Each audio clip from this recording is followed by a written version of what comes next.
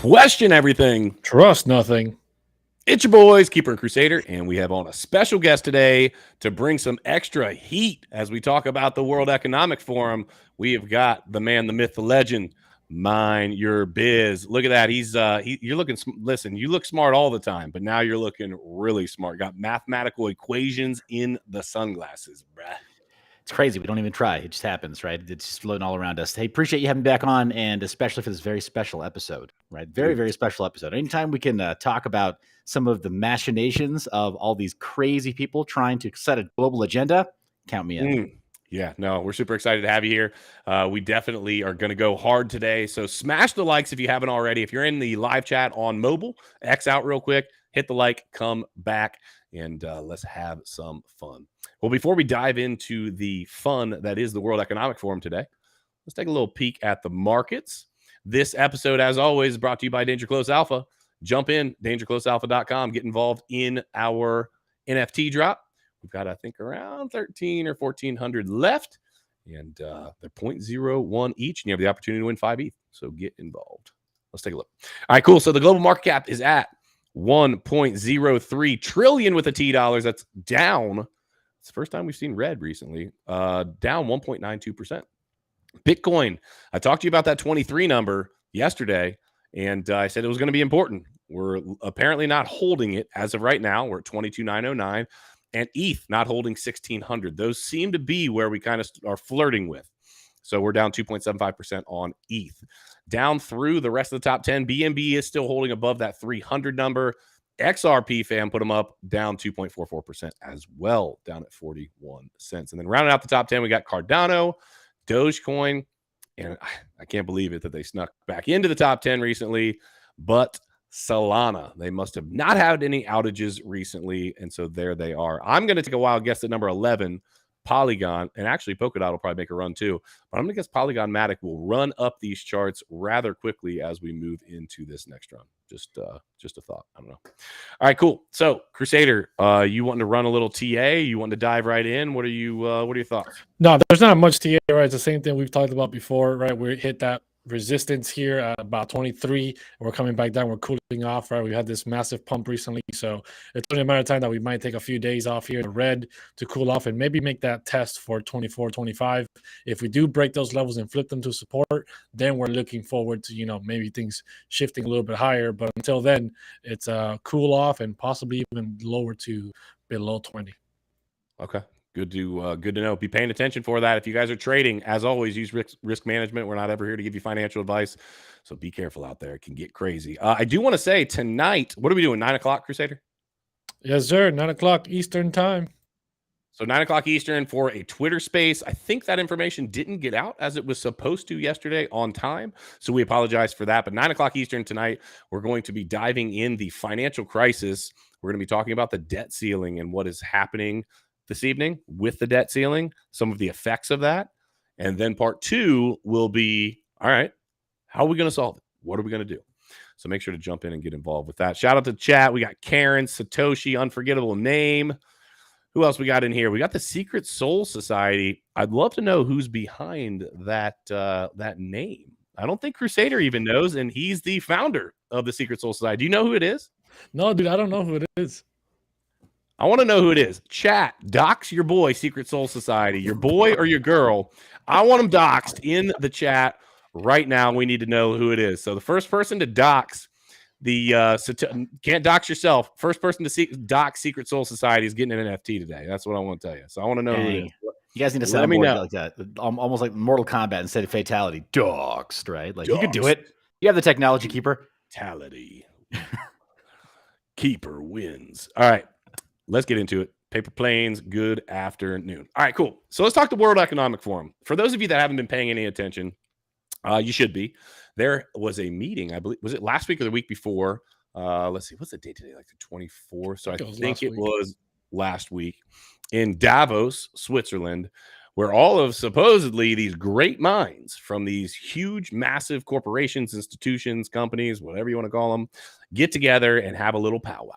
And I will say, it's kind of scary. I'm going to read a little history Then let's us three talk about kind of our thoughts on the World Economic Forum, and then let's talk about some specific things that happened. Let me start off with a little bit of history, just so that everyone that doesn't know what they're about, they can get a little information. So Professor Klaus Schwab founded what was originally called the European Management Forum as a nonprofit foundation based in Geneva, Switzerland. It drew business leaders from Europe and beyond to Davos for an annual meeting each January. Initially, Professor Schwab focused the meetings on how European firms could catch up with U.S. management practices. He also developed and promoted the stakeholder management approach, which based corporate success on managers taking account of all interests, not merely shareholders, clients, and customers, but employees and the communities within which they operate, including, this is important, government.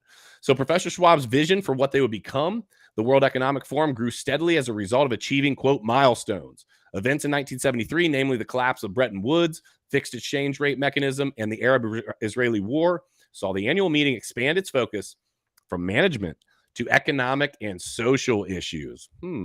Political leaders were invited for the first time to Davos in January of 1974. Here's where it gets interesting. 2 years later, the organization introduced a system of membership for the, quote, 1,000 leading companies of the world. So effectively, they're putting money in their pocket. The European Management Forum was the first non-governmental institution to initiate a partnership with China's economic development commissions, spurring economic reform policies in China. Regional meetings around the globe were also added to the year's activities, while the publication of the Global Competitiveness Report in 1979 saw the organization expand to become a knowledgeable hub as well.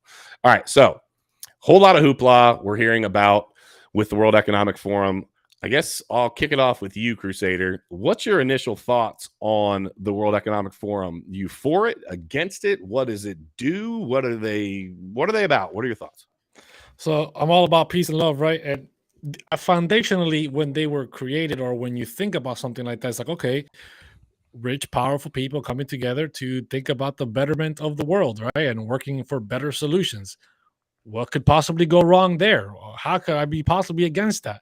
Well, little do you know that the betterment of society isn't so much for you, but for them, right? And then that's where all the cascading problems begin to evolve from, because they are working on solutions, but these solutions don't include you, right? You are the problem to them, and the solutions are for them, and that's the problem. So that's why I'm definitely not a fan. Seth? You know, I got to say the same thing. And first, again, thank you for having me back on the channel, because it's so much fun talking about this stuff. So yeah, dude, for sure, let's get everything that Crusader just said, right? Co-sign every last piece of that, right? We are the problem they're trying to solve. Realistically, we didn't know that yet, right? Just like how social media, we're the product, where it's not actually a product for us. We are the product to advertisers.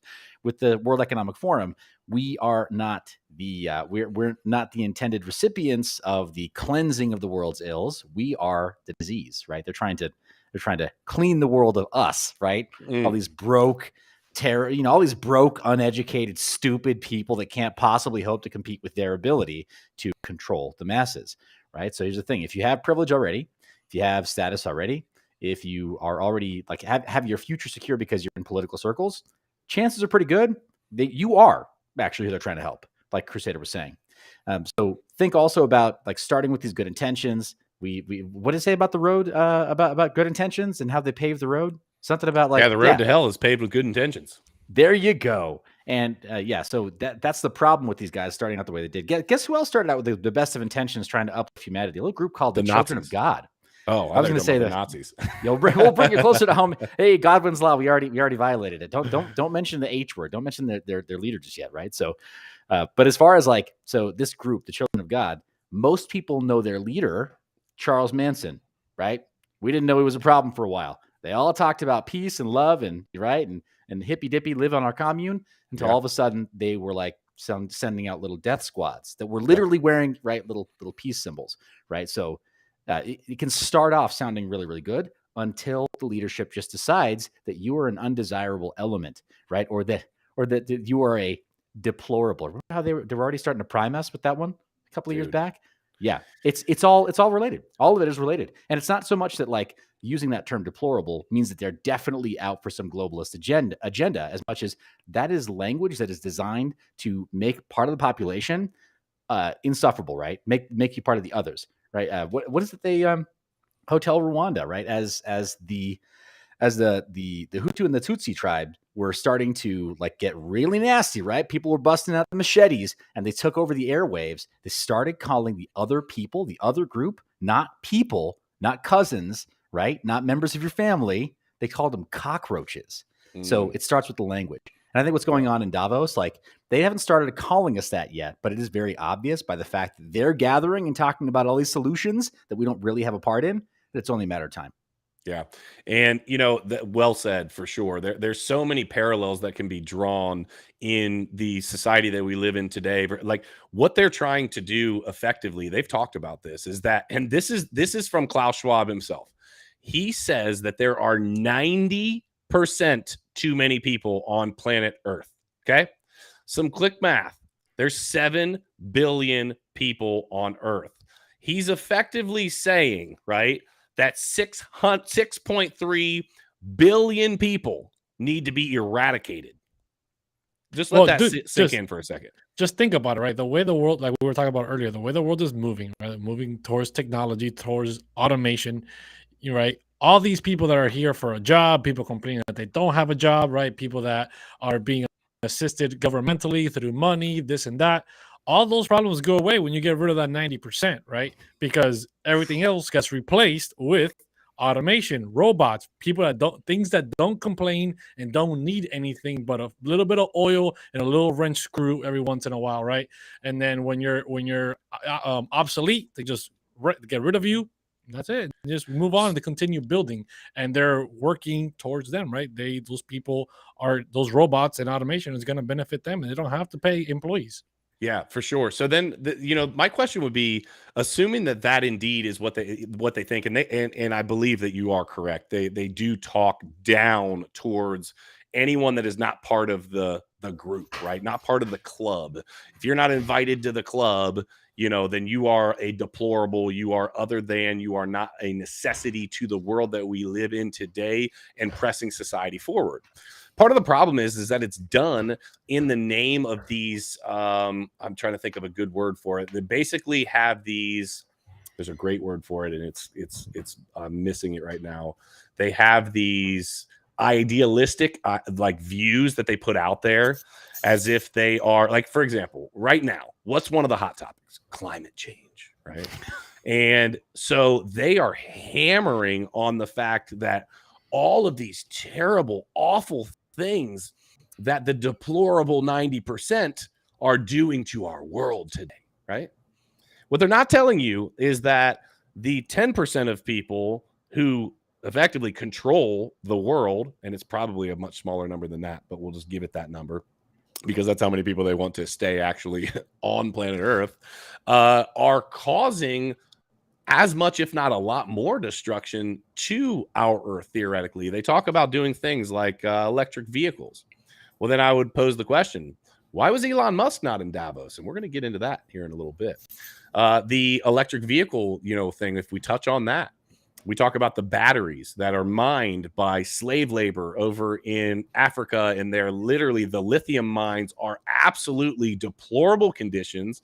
It is slave labor. You then have to load this up on a ship that has crazy carbon emissions, ship it all the way across the world, do God knows what to get it off of the ship onto the port, trucks through the United States to wherever it's got to go or whatever country it's in. It's a joke, right? All of these things that are done are in the name of something else, but they're not doing any good for our society. And a lot of times it's actually doing, worse. So I guess I would pose the question, why are they putting this front up as if they're trying to do all of these great things for humanity in the name of sustainability right now, when the reality is they're trying to crush our world as a whole? And that seems to be really the agenda if you read through the lines. And actually, you don't even have to read through the lines. If you genuinely listen to some of what they're saying it flat out. It's just like Thanos, right? If you've seen Thanos, right? It's the same thing. He's doing it for the best of humanity or the best of, the universe, whatever it is. And he has, one of the strongest wills to do one of the strongest, hardest decisions or whatever it is that he claims. And they see it, right? The danger is that they do believe that it is beneficial, that they do believe is the right thing. You think he believes what he's saying is what you're saying. You're saying Klaus Schwab of course believes what he's saying. They all these people, right? The Third Reich, all these people, right? They come to fruition because they truly do believe what they're saying, and that's how you sell it, right? Because you can't sell a fake narrative and at the same time not be a believer of it. They believe that they are trying to save, the humanity. It's just not going to be saved in the way that it benefits the entire humanity. It's going to benefit a small percent of the humanity. The rest of humanity, is just collateral damage. What's the power struggle look like, Seth? Let me ask you this. So let's say they were able to effectively, however they did it, whether it was from, things that are pretty popular right now, however they were able to eradicate a whole large group of people, right? What's the power struggle look like at that point? Because you have to believe, so there's still going to be people on planet Earth that want to have power, that want to have all the money, that have the agenda, that have to be in charge. Now, all of a sudden, you eradicate 90% of people. You don't have the sheep. You do have the machines, like Crusader's talking about. You have the AI. You have the world that's progressing in that manner. But then don't we have ultimately, wouldn't you effectively have another problem on your hands? Because now you've got the 10% that are all wealthy, that are all entitled, that are all used to getting what they want, and now they have to answer to somebody. What does that look like? It looks an awful lot like the House of Lords. It looks an awful lot like established systems that have already existed for hundreds of years in the old world, right? In the old country, they really didn't care for what we did back in 1776. That was a bit disruptive, right? So, and it's kind of funny. We tend to think of this as like, well, of course, what any freedom-loving people would be willing to do, but we just didn't have the technology. Firearms made it a reality in 1776. The founding fathers are so clear about that. That's why they ratified that as part of those naturally given rights to us to basically say, look, we are permitted, not permitted. Our creator endows us with the ability to defend ourselves against other natural threats. You don't go, big cats, tigers, lions, pumas, etc. They're born with claws. Nature doesn't declaw them. And if you go and you poke them, right, with a stick, you're probably going to get the claws. You do that with a bear, you're going to get the jaws, you're going to get the fangs, right? You will get mauled. That is a natural law. That's a natural endowment from our creator that all those animals can defend themselves in that way. Well, how did we learn how to do that? Well, we learned how to build technology, right? And that technology became such an incredibly effective deterrent and an effective defense mechanism that, now you have these large structures that prior to the invention of that very personally empowering defense technology, they said, well, hold on. Our best defense is numbers, right? People, organization, because we also do that pretty well. We build tribes pretty well. Well, okay, you had that previous system, right? Where, it's this uneasy alliance between various different people who are part of the aristocracy, and they didn't even like, right, how uneasy that was. Hell, look back far enough, and you see how they're always trying to like poison and kill each other and marry off cousins, even when there are problems, right? Because they're like, we're not letting go of this stranglehold. But today it's going to look a little bit like that again. But that's what I foresee being the future power struggle if they get away with their agenda. The other problem, Keeper, that it's kind of the 800-pound gorilla in the room, is that the resistance isn't going to go away quickly. It's not going to be this overnight thing. It isn't going to be like Thanos, where it's just a snap of the fingers and then 50% of humanity is gone. Right. Those who were most resistant but most trusting, or those who were most trusting, even though they've been trying to convince us of their arguments, like we've been watching them die suddenly. And it's tragic. This is not me celebrating the loss of life or celebrating that the people chose wrongly or poorly. Right. But that's just happening too. They're just dying off slowly by trusting the wrong people. And it'll be too late before we realize that we've lost too many people. Yeah. And and we're going to dive into some Elon Musk stuff here in a minute. And the thing that really scares me is we live in a world today full of this technology that we're talking about, right? And technology can be a beautiful thing. One of the things that technology has brought us was the internet. And the internet has brought us towards Web 2, which is social media, right? We're sitting on social media right now. We're sitting in front of about 50 people talking about this, right? Talking about the World Economic Forum, talking about this crazy world that we live in right now. And we're able to get information out to people that we otherwise would never run across, would never cross paths with theoretically, right? Good chance, Seth, we would have never met you, right? Had it not been for social media. And so there's a lot of beautiful things that come from something like social media. But the problem is information is so free flowing that they don't have a stranglehold on it. So therein lies the problem for the 10% that they're trying to keep, right? The 10% wants to not only be the 10%, they want to control the entire narrative. And if you're going to control a narrative, you need to be able to push that out, and then people have to be able to like be willing to digest it. The issue is there's people like us that are willing to say, hey, wait a minute. No. We're not jumping on board with that. And not only are we not going to jump on board with it, we're going to talk to other people about it because it is scary what you are trying to push out there. And one of the things that I've been a big proponent of, I know all three of us are, is free speech. Effectively, they are trying to shut down free speech. They do not want you to question anything that they say, whether it's sustainability, whether it is about so we can talk environment, we could talk about CBDCs, right? They want to control the financial markets. They want control all around. I asked Crusader earlier, I said, how do these fools get all this money? And I read it earlier in the article. It said they put together the thousands or the top 1,000 companies and basically said, hey, let's form this organization where we can, do all these great things for the world. Well, it's going to cost money. So you're got to be a member, and then boom, you're bringing in money now. What's it sound sounds like an NFT project. It sounds like an NFT project that ultimately is trying to control the world. Yeah, but I'm saying, think about it. What did they do? Right? You said it. They don't have money, right? But a group of people got together and said, hey, these are our goals. How do we accomplish these goals? Well, we need money to accomplish those goals. Okay, let's create some type of funding, right? They fundraised by collaborating with all these massive companies, and they were able to found this event, this meetup that they have, annually, and then they go and discuss these things. What do NFT projects do? Right? They gather together like-minded individuals that are trying to fund towards a certain goal, and they have meetups and they try to establish those goals moving forward. So this is our Web3 is giving us the opportunity to do the exact same thing that they've done in the past at a larger, more decentralized scale. Yeah. I just wanted to point that out. Yeah, no, it's a great point. And one of the somebody in here, and I know exactly what Steven is saying right here. Steven just said Rumble, because Steven knows that the conversation that we're having right now is outright like against the YouTube overlords, right? They're not going to enjoy this conversation, right? And why? Because we're going against the narrative that the, liberal left, let's just call it what it is, that they don't want this out there. They don't want you questioning climate change. They don't want you questioning whether your gas stoves are all of a sudden making people have heart attacks and die left, right, and sideways. They don't want you questioning these ridiculous ideas, this fugazi that is out there right now. So, because if you question that stuff, hey, Keeper, if you question that stuff, then if you don't question that stuff, then how easy is it to just believe like, oh, well, mining is obviously destroying the planet? I mean, if your gas stove is destroying the planet, then crypto mining is obviously destroying the planet. Never mind the fact that it could literally save your life by making your crypto sovereign, making your financial holdings sovereign for you. Yeah. So that's so right, dude. And so again, as they try to take a hold, they look around and they say, okay, where is this communication happening most? And one of the places that it definitely happens a lot, if not the most, would be Twitter.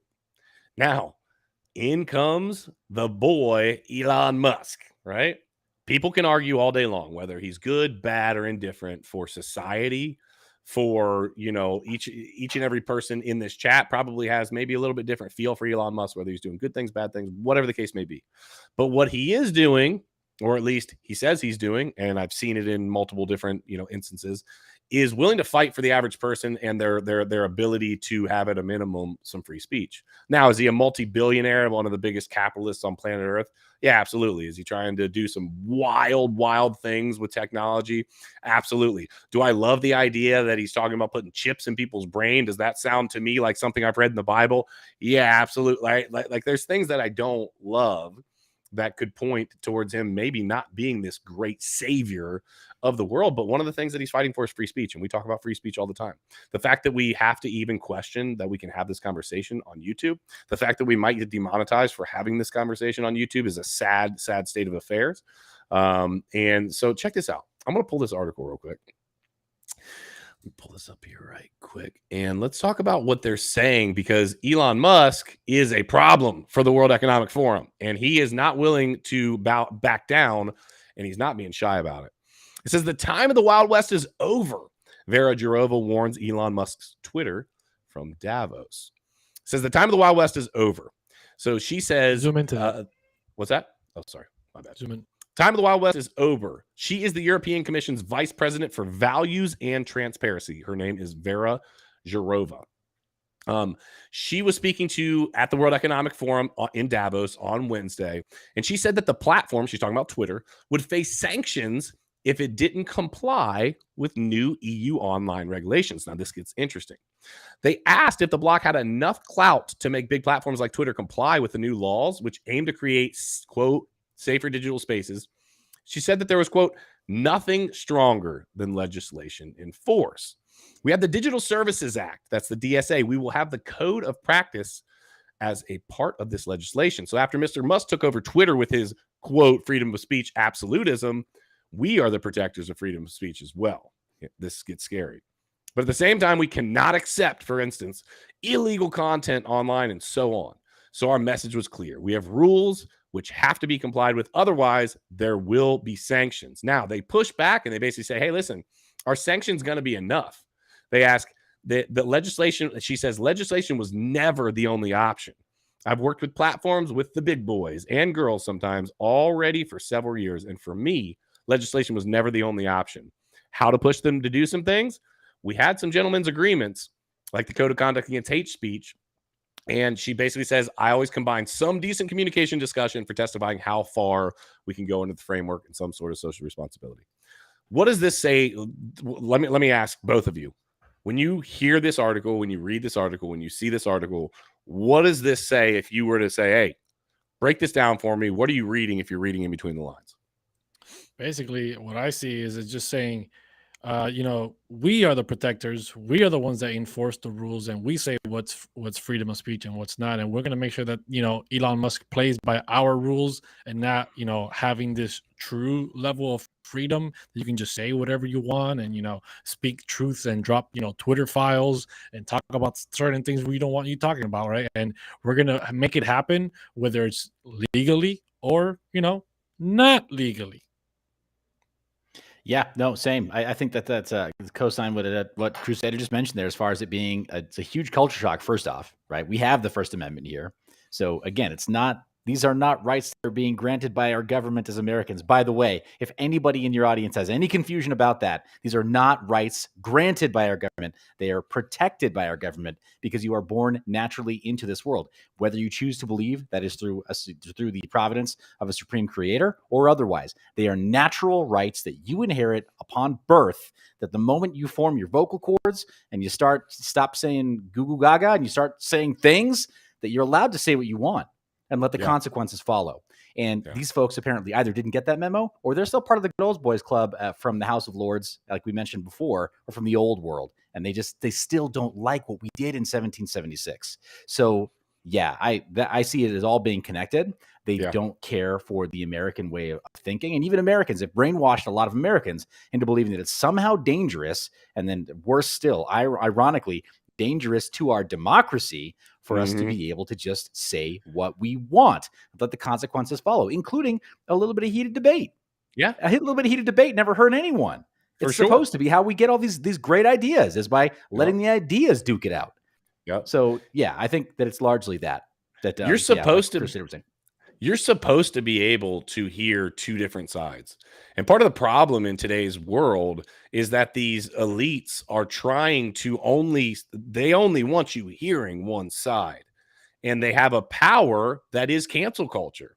And they have basically bred this idea into all of the sheep of our society that says, hey, listen, it is dangerous for you to talk any differently than X, Y, and Z. We'll tell you what X, Y, and Z is. You then will understand and know and continue to regurgitate X, Y, and Z. And anyone that doesn't say X, Y, and Z is dangerous. They could kill you. It could be bad, right? And so Elon Musk, now you introduce somebody into that discussion that is effectively the wealthiest man in the world, arguably, right? On the Forbes list anyway. And he's not trying to be a sheep. He's trying to say, hey, I'm fighting for the average person to be able to speak their mind. So, of course, he is a danger. They actually even, it went so far as to say, he said that he was invited and he respectfully declined because it was, quote, boring. They then said that it was going to be boring, right? They then said, hey, listen, I don't care what Elon Musk tells you. We didn't invite him. So let's go with their narrative. Let's say they didn't invite him. Okay. How do you take the 1,000 most influential, largest corporations on planet Earth that want to influence planet Earth? One of them definitely is Tesla, SpaceX, the whole, everything that is Elon Musk, right? He is supposedly doing the thing that they are pushing towards, sustainability, right? Supposedly. If you believe in the EV, the electric vehicle push, then you believe that Elon Musk is on the same team as the World Economic Forum. So it's crazy to me. Well, wait a minute. How would you not invite him then? He's doing you got to be all in. You got to be all in on the narrative. Yes. Right? There's no 1 foot in, 1 foot out. Like we can have some level of disagreements, right? They don't want to give him the reason why they didn't invite him, right? Let's say the truth is they didn't invite him is because they don't want to give him a platform. They don't want to stand up shoulder to shoulder with the same guy and say, yeah, this guy completely disagrees with us. And he's going to show up here and he's going to tell you exactly everything that we're doing that is wrong. Right. And taking that from a person like him, people are going to be like, whoa, if Elon Musk is standing right there next to these guys saying this, that's going to have some weight to it, right? So they don't want that type of attention. When you find somebody that they don't agree with, what they do is they just remove them from the picture. Don't show them, don't push their narrative, nothing. Just silence them. Make sure that they're just, wither away in the background and nobody gives them any attention. And these are the people that are worried about freedom of speech, the people that are worried about, all these things that are happening in the world that might be kind of concerned and worried. You should also be thinking about the idea of the CBDCs, right? This is a crypto channel, right? You talk about financial stuff here. The CBDCs are going to be implemented by these people. These are the people behind the programmable money, right? It's another way of control to make sure they can silence the people they want to, and they can control the people that are against the narrative. So these same people that are coming after your freedom of speech and saying, we are the enforcers of freedom, they are the ones that are going to be enforcing the CBDCs on you guys. And that's just going to be the next level of financial enslavement, right? So let's take a look at that. So you have people that do not want you to have any freedom to say what you want to say.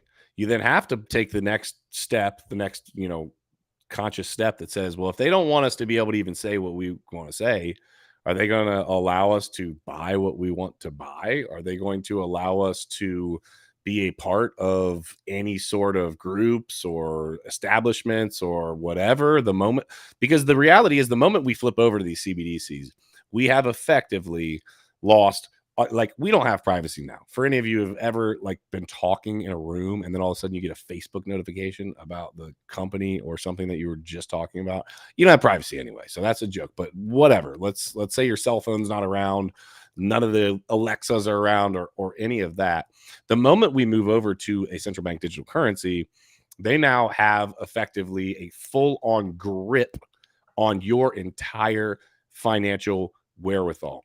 When you can program money to be spent in a certain way, at a certain place, at a certain time, in a certain amount of time, we got problems. And I think that's part of where people get this idea. I've heard people suggest, and actually one of them was a good friend of ours, CryptoFace. We had to talk with him about this. And I was actually surprised at his response. He basically told me, he said, Keeper, you're taking this too far. They're not going to do that with our money. And I was like, Face, you are a wealthy individual that has made a lot of money off of the crypto markets.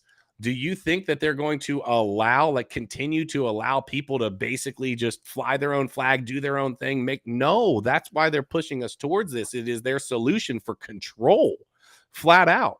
And so what does it look like as we press forward is my question. We press forward. We now have a group that's unelected officials. And I want to make that clear. These people are not freaking elected. Yet it is argued that they are the puppeteers. They are the puppet masters in the background that are controlling Joe Biden. They are controlling the Canadian Prime Minister, Justin Trudeau. They are controlling all of these leaders that are pushing this authoritarianistic agenda. Hold on. Did you just say Joe Biden and Justin Trudeau and leaders in the same sentence? Yes, I did. And unfortunately, that's the world that we live in right now, right?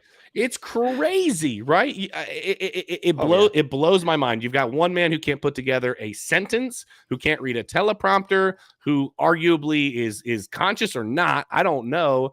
The other one, literally, I believe, should be part of the CCP, running things over there, because that's how he operates. Yeah, we have things happening over in New Zealand. Part of the etiquette police, but he himself is okay to do like overtly racist stuff. Oh, right? yeah. Yeah, right. Like the double standards. Yeah. And it's obvious. I'm sorry. Yeah. In a prior life, let's just call it what it is. Justin Trudeau was very clearly a professional knob polisher. No, just saying. No doubt. And look, here's the thing that scares me, though. So we look around the world. Let's look at some big areas. So China, okay? Definitely, communist / definitely liberal communist type agenda. Okay. Australia, definitely liberal agenda, right? New Zealand, absolutely 100% talking authoritarianistic. They're talking some wild stuff down there right now. Boom. Brazil, I'm going to be there next week. Lula literally just got out of prison. And they are saying, like, people were like rioting in the streets in the millions, saying that ultimately the election was proven to be stolen by someone that just got out of prison. That's who's running the country down there. Liberal. United States, Joe Biden, obviously, liberal. Canada, Justin Trudeau. How did we get here? We literally have no one with a conservative view on planet Earth. And now all of these people are joining together in an unelected group of, cronies to make decisions for the entire world. We're in trouble. And if our money goes in that direction and these same type of people are in power, I don't know what we're going to do. Is there a way for us to opt out? What do we do? What's it look like moving forward? Yes, you opt out with Bitcoin. First and foremost, you opt out with Bitcoin. You opt out with having bearer goods. You opt out with investing in lead and brass. And Keeper, I know that your audience has heard this a lot from you too, right? In other words, in Crusader, I know that the Danger Close Alpha community, that they're getting that very clear messaging. But you dollar cost average into lead and brass. You dollar cost average into any other kind of bearer precious metals that you can actually manage to get your hands on. You figure out how to self-custody your own crypto so that you know that you have your keys, so it's your cheese. You make sure that you understand how to defend yourself, not only from a physical perspective, but from your digital footprint. Don't just accept state surveillance and international surveillance as the norm. Take some steps to improve that, right? You can always start with baby steps. Anybody can download and install a VPN. Anybody can use a Faraday cage if they really are worried about having their physical whereabouts tracked by some other group. And you can take these little steps to reclaim some of your own personal sovereignty. And I mean, you know what else? Hell, get out, touch grass, do some push-ups. Not going to kill you, right? Push-ups literally never killed anybody. I think Keeper and I proved that in Miami, right? You can even try to race and you're not going to kill yourself. If it's too hot outside, maybe. No, you don't. Damn it. You don't have to be careful because it's too hot outside. I will text y'all photos or videos of me doing pull-ups and push-ups in the snow in my skivvies. If you really need some inspiration. Now, if you're in your skivvies, I'm going to pass on the video. You can keep it. Hey, I'm just saying, man, the elements will not kill you. But you know what will? Inattentiveness and inaction in the face of this kind of bullshit that we're seeing in the world. You have to do something because it is like, right? It's a moving sidewalk, right? It's like at the airport, right? Or it's like an escalator. If you don't move, you're moving backwards. Like you have to make a choice. You have to take proactive steps. I think that's how you make sure that maybe we don't get totally overtaken by this threat. So talking about this, right? Talking about this threat, talking about, Davos, the World Economic Forum, talking about the CBDC, the whole freedom approach. How do we feel about, XRP being over there and representing? How do we feel about that? I mean, we got to talk about it. We can't just talk about CBDCs and how evil they are and how the world is coming to an end because of them and ignore our good old friend XRP hanging out over there. Oh, listen, you're not wrong. So I have no argument that there are some bad things going make you on nice and over big on the in. screen so you can say these I things. appreciate that. I appreciate that. The reality is, you know what? XRP is trying to change things in the same way that a lot of these companies are trying to change things. And our financial system is changing. And we've talked about it. There's some things that just aren't going to stop. The ball's moving. The ball is rolling. You're either getting on board or you're not, right? And if you don't get on board, where are you left? I don't know. That's the question. But I believe in opting out of, as per Mind Your Biz was saying, with Bitcoin. My question becomes, though, so with XRP, we'll use XRP since you brought that up. With XRP, with it just being a payment rail for these banks, right? Why are you, I'll ask you, Crusader, because I'd love to hear this. Why is it with just being a payment rail, just saying, hey, banks moving money from here to here? Why is that a threat to our economic safety? Because where do these people come from and where do they make their money? They made their money in the banking system. They made their money in the traditional system. Crypto, they're all crooks. Crypto, I understand. Crypto led a revolution against the traditional system to leave those fools behind, right, and create a new system for us. XRP came along and said, hey, don't mind me. I'm just going to bring the traditional system right on over here, right, and bring all these guys into the blockchain, right? But don't worry, we're all about crypto freedom over here. But they're not, right? So we're empowering these same people that we're talking against right here. And yeah, a lot of people in the crypto space love XRP and they love all these ISO coins, right? I understand that they are, upgrading the traditional finance system, but that answer that you gave sounded very WEF, right? Very World Economic Forum ish. It was like, it's happening. Get on board or get left behind. Well, then my question is then what? Okay. If let's say I get on board with that and I say, hey, listen, yeah, they're over there. They're a part of the problem as well. And I agree with that. I've got fat bags of XRP because I didn't fully understand and but I'm not going to sell at this point. I'm going to make my money and whatever, right? Let's say I get on board with that. My question is this. How do we, let's just say, let's just take the Bitcoin option out. How are we going to fight back against the World Economic Forum? How do we, is there a grassroots way? Is there a grassroots way that we, the people, can say no to what they're doing? And if so, what is it? I think there's one thing. Let's talk about our Bill of Rights, right? Let's talk about those natural rights that all of us as humans have, that Americans happen to be fortunate enough to be born under the protections of, right? But these are natural rights that we have. One, freedom of assembly and speech. How do you protect it in a largely digital world? You have to protect your metadata from leaking. You have to protect other people from surveilling your chat. Now, Keeper, I'm not going to name the platform that you and I used. Mm-hmm. You and I we didn't text in clear text today to even arrange me coming on the show today. Yeah. We used encryption. Yeah.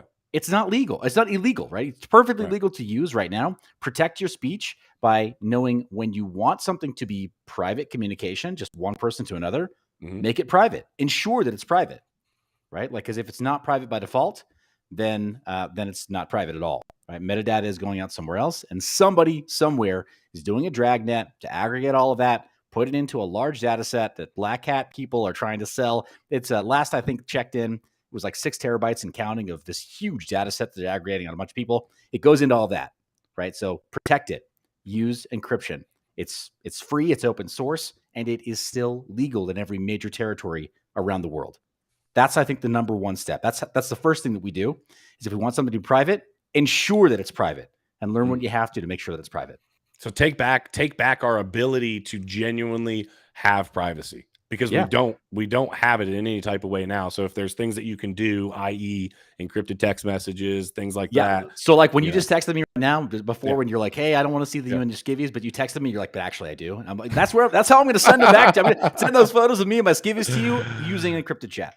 Oh my gosh, that never happened, by the way, Chad. Just letting you know. Prove it. I agree with you. I think the hard thing for me here is we are between a rock and a hard place, because we even have now Republicans taking control of the House, and now you have this like facade, I think, of like this push back and forth, when the reality is, and a lot of people will, they'll call me a Trumper, they'll call me all of these things, whatever, because that's what they think. But the reality is, I would say that I'm a libertarian. Like, I want the government to just stay out of my freaking business. You know what I mean? I did my time in the government sector with the Marine Corps, right? I don't want to be a part of what is the, centralized government, because I do believe that a lot of it is a facade. I think that a lot of things are happening. There's agreements that happen, and then they're like, hey, but when we get on the news, you take this and you take this stance, and then we'll get people all riled up and we'll keep them divided and we'll keep them, split up, because if they all join forces, now we really have a problem. And I think that places like the World Economic Forum do a good job of creating some of that turmoil. The fact that, we're talking about this right now in a negative light because we don't love what they're doing, and we got 65 people watching, which, by the way, do we have 65 likes in the chat? Because I think we need to have 65 likes. Smash those likes, follow Mine Your Biz, make sure that you do that. Be a part of these conversations, because they're really important. Yeah, so I guess, like, kind of to wrap things up, we have an institution of unelected officials that are arguably making decisions for the greater world today. What do we as the average people do? One of the things that Crusader and I do, Mind Your Biz, I need to do the same thing, is we speak about it. We speak about it. We have a platform, and we're gonna use it. We're gonna continue to do that, right? What are some commonplace things that people that maybe don't have a platform right now can do to take more steps forward towards maybe a different future than it looks like we're gonna have right now? Anybody got any good ideas? I have one. Don't buy Let me drop it. Sorry. You made me want to wash my own mouth out with soap. Jeez. But I think, so here's just one, right? The world according to Mind Your Biz, I think what you can do is you can act local, right? With your friends, your family, anybody that will listen to you personally. You don't have to do the suggestions that I shared about, like, learning how to use encrypted chat, but it's a very easy one, right? You can get your friends and family to download an app usually. And most of the encrypted chat apps are just that. Like, they're listed in the app stores for your iPhone or for your Android. Or if you're really diehard and you don't use, like, those stores, you can even download the application separately outside of Google's Play Store. So it's not that hard to ask somebody. I actually enforce in my home, my dependents, my wife, my kids, we only chat with each other using encrypted chat. Same with my own mother and all my siblings. Easy. Interesting. I've introduced that to some people before, and they're like, what's that? And then once I introduce it and explain it, they're like, oh, that's pretty cool. You know what I mean? So I don't know. Is WhatsApp? Seth, why don't you take that one? Yeah. Do you know anything about WhatsApp? I mean, it's encrypted supposedly end to end. Talk about it. They use the Whisper protocol that is basically Signal's tech, and it's free and open source, but they have had problems in the past. So WhatsApp has previously been compromised.